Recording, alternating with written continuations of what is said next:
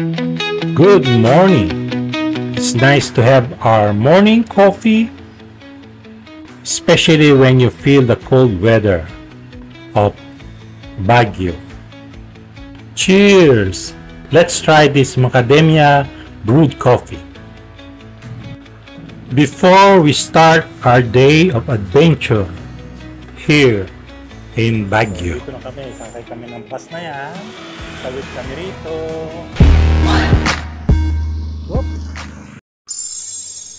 Good morning.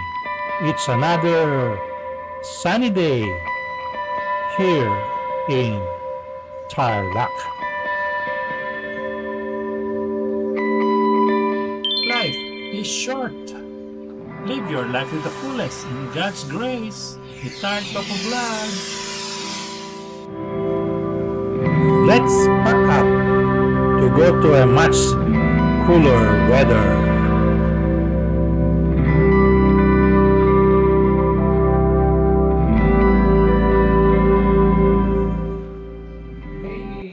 What's up mga kasalamin? Ayan na naman ha. Katapos nating dumating dito sa Pilipinas within a week time, kailangan naman namin siyempre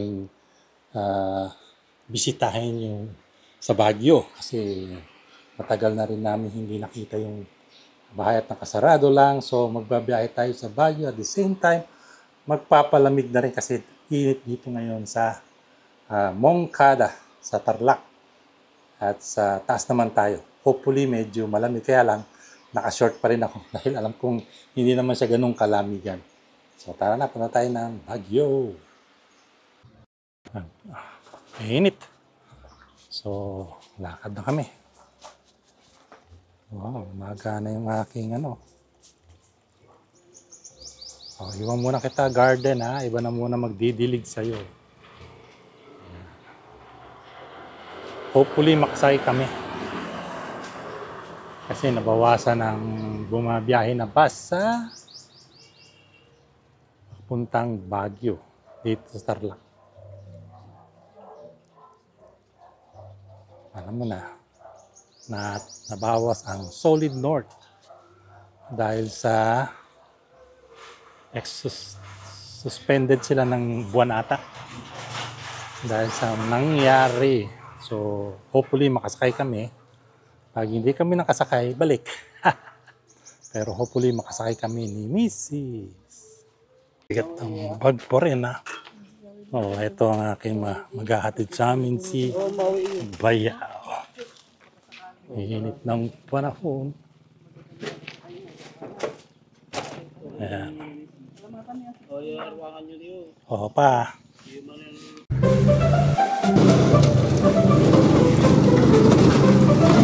Biyahe na ulit. Init ng araw.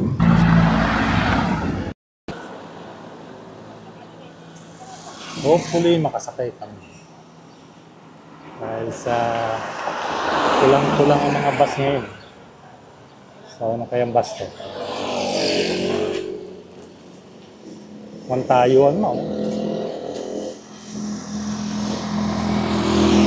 Nagupa. Hindi naman tayo. Yun, tama nga. Wala nga kaming masakyan.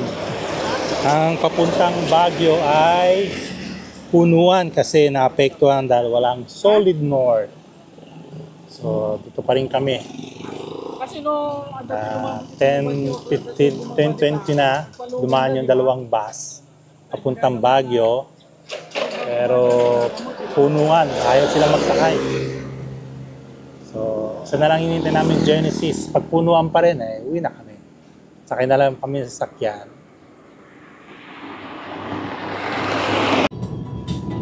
Hindi ko pala napindot. Ayan, nandito na kami. Nakasakay din kami sa Genesis. Medyo meron dalawang siyang upuan. Buti na lang. Kung hindi, uwi na rin sana kami. Pero at least sakay pa rin kami. Baguio na.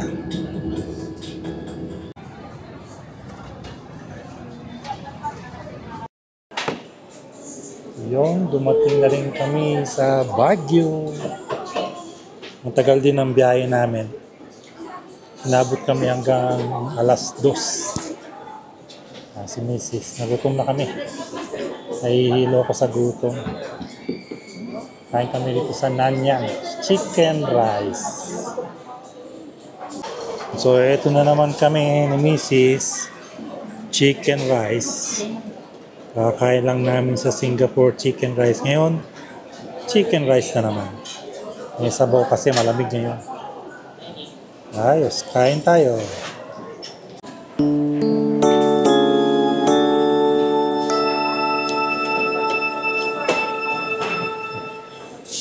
So, ito yung chicken rice dito sa Baguio, sa Nanyang.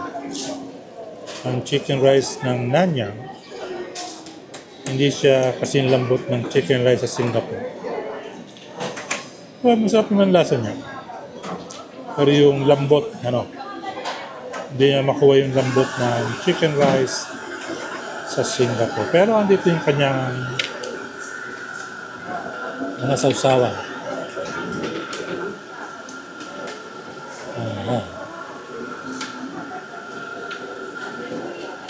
Okay naman. Tapos yung rice niya, hindi talaga nila kayang kunin. Pero okay naman.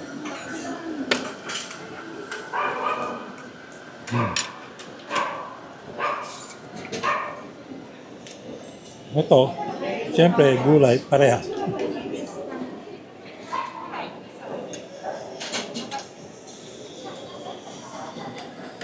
So, ayan, tapos na kami kumain ni Mrs. Nabusog na rin. Dito kami sa SM. Medyo tama-tama, naka-short ako, hindi masyadong malamig.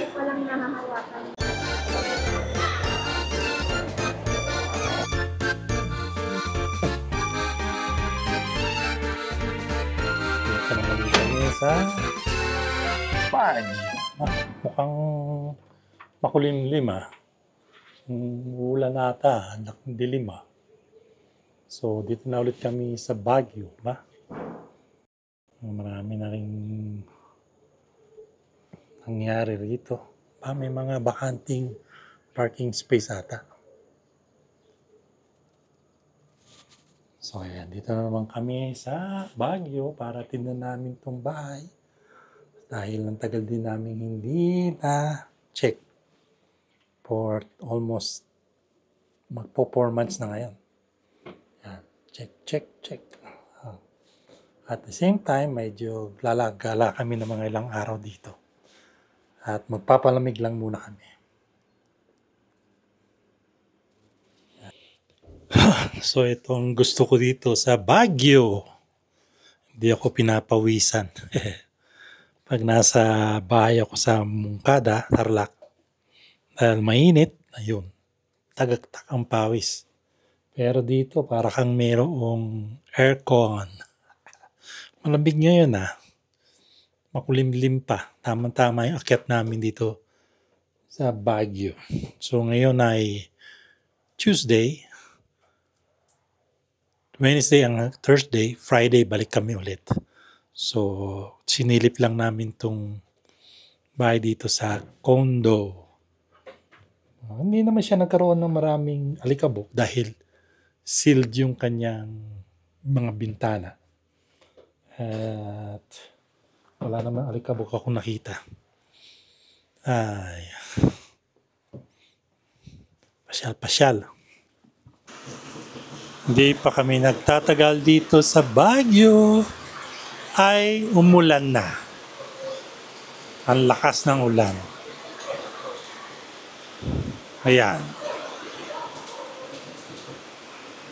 Refreshing.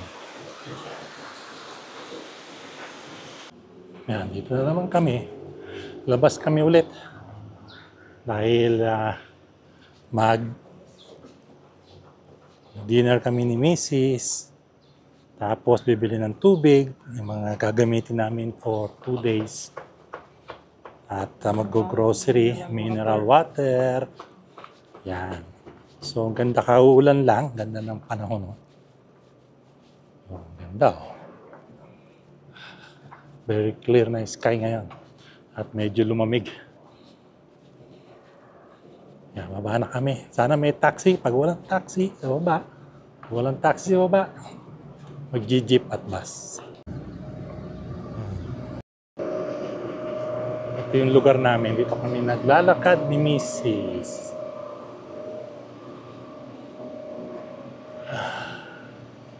Medyo pababa yung kalsada rito. Okay siya pag pababa. Pero pag yung pauwi na kami pataas, yun ang mahirap. Lalo na mga senior. Nako, kaya lang madulas yan. May mga mabakal. So, ingat tayo. Madulas.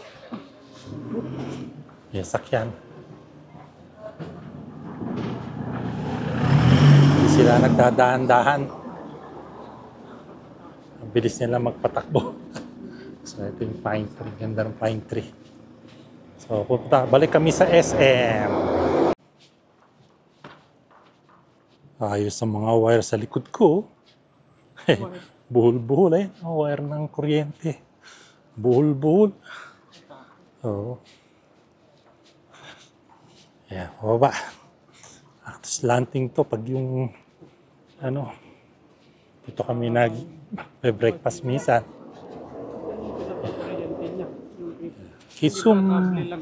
Isumbing. Sana merong taxi. Wala. Tayo dadaan.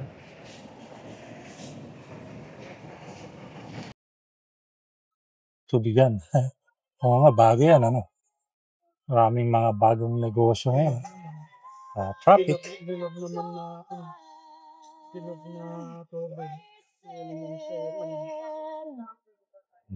Baguio Tour. May mga Baguio Tour.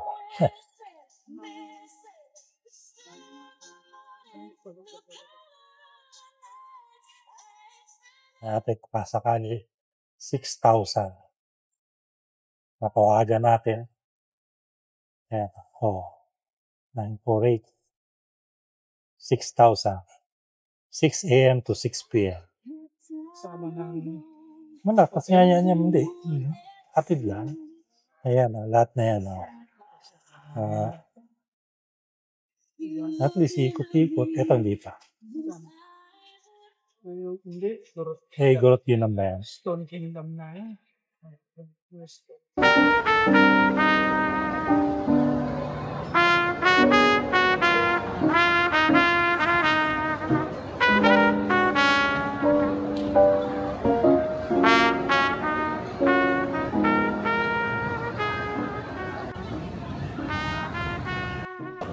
Siyempre, ang pinunta namin lagi dito sa Baguio ay ang kape. Kaya lang, mabili itong paborito kong hazelnut. Ubus na kagad, So, siguro subukan namin itong macadamia, kalahati lang. Kasi marami pa naman akong kape sa bahay. Dito sa Coffee House. SM. So, dito na naman kami kumain ni Mrs. sa mini shabu-shabu. Kailangan namin ng may sabaw. Ito, masarap yung kanilang ginagawang sausawan. Lagyan natin. Saan yung gabi mo? Ito, meron siyang gabi. Lagyan natin. Ang sabaw. Nahanap ko yung chicken. Pulo na siya, Yan. Sarap. Mainit yung sabaw. Tamang-tama. Ang malamig na panahon. So, paborito to ng misis ko. Tapos na kaming kumain dito sa mini shabu-shabu. Busog. Busog-lusog kami ni misis. Mukhang nabusog ka na. Dahil malamig ngayon hindi kami pinawisan ni misis, malamig. Ganda pa rin ang summer na Baguio. Ito yung kanilang main entrance, second floor to. 775, murang-mura lang. So, diyan ka kami sa mini shabu-shabu. Ayos. Busog. So, grocery na kami. Grocery kami. Kaya lang ang haba ng pila. Parang Pasko. Abutin kami ng siyam-siyam. Natapos din yung aming grocery. Ang haba ng pila sa SM Grocery Supermarket. Ang daming tao. At hindi ko alam, parang Pasko ata. Hindi ko alam kung bakit maraming tao dahil summer siguro. Maraming namasyal dito sa Baguio. At inintay namin ay siguro mga 45 minutes siguro. Ang haba ng pila. So, yan. Tapos na yung day 1 namin. Gabi na. So, Martes, Merkules, Huwebes. So, dalawang araw na lang. So, Biyernes, balik kami kagad. Pagod. Ito lang sa Baguio, kailangan ma-practice ka, mapapagod dahil sa mga road, taas, baba, akyat. So, yan. Kita tayo bukas for another day dito sa Baguio.